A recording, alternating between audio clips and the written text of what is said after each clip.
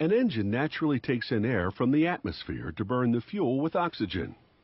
If you're looking to give your car a boost, a supercharger compresses air and force feeds it into the engine.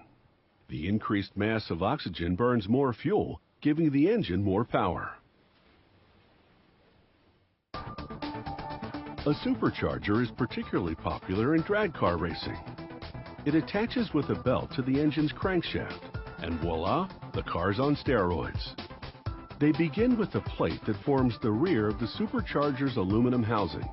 Using a press that applies several tons of pressure, they install 2 steel ball bearings.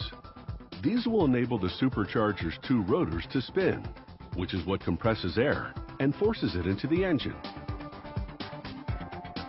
After bolting a steel cap over each bearing, workers insert steel dowels into holes along the perimeter of the plate. These dowels, which they now fully seat with the press, will align with receiving holes on the adjoining housings. They take the plate that forms the front end of the housing and press a steel ball bearing into it. This bearing will enable the supercharger's input shaft to rotate, and by doing so, spin the rotors. They press a rubber lip seal on top of the bearing to keep oil in and dirt out.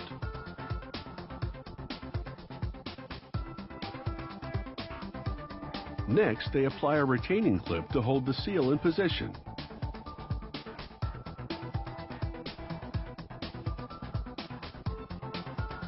Using the press, they seat the clip in its groove. Next, they insert the input shaft. Its flanged end will protrude out of the supercharger, where a belt and pulley will rotate it so that it turns gears which spin the rotors. A computer-guided mill machines each rotor out of extruded aluminum.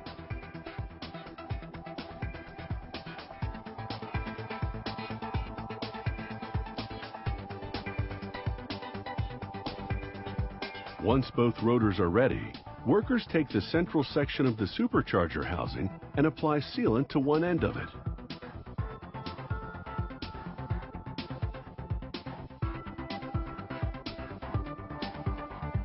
They affix the rear plate containing the 2 bearings for the rotors.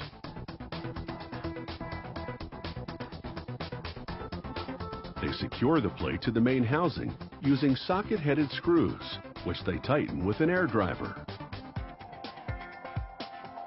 Flipping the housing to the other side now, they install the first of the 2 rotors, inserting its shaft into the first bearing in the just attached rear plate. Then they install the second rotor, inserting its shaft into the second bearing in the plate. The second rotor lies perpendicular to the first.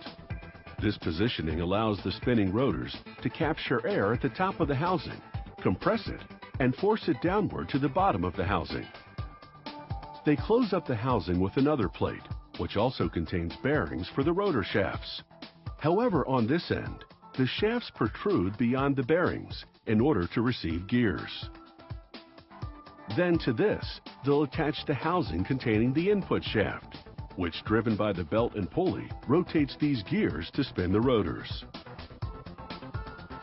Before continuing further, the team puts the supercharger through a performance test. The machine, called a dynamometer, assesses the ratio of speed to airflow to ensure the rotors are compressing air the way they should be, and therefore outputting the required boost. If the rotors pass the test with flying colors, workers then hand polish the aluminum housing to a shiny finish. A key component in the supercharger is a feeler gauge, that fan-shaped part shown on the lower left. It ensures that the distance between the rotors is correct, which is critical, because if the rotors are too far apart, they don't compress air adequately, and if they're too close together, they jam. It's the customer who, when installing the supercharger, attaches a pulley to the end of the input shaft, then a belt onto the pulley. The other end of the belt loops around the car engine's crankshaft pulley, connecting the supercharger to the engine for a mega boost of power.